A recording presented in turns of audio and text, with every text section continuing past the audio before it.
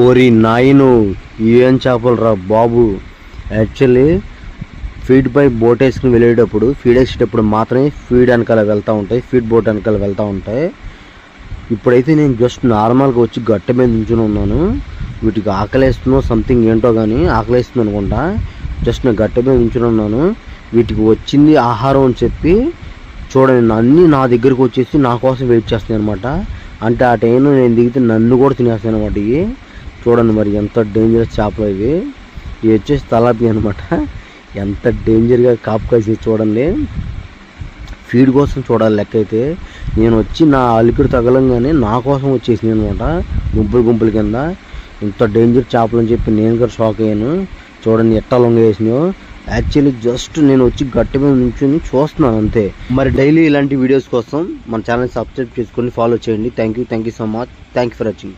Bye.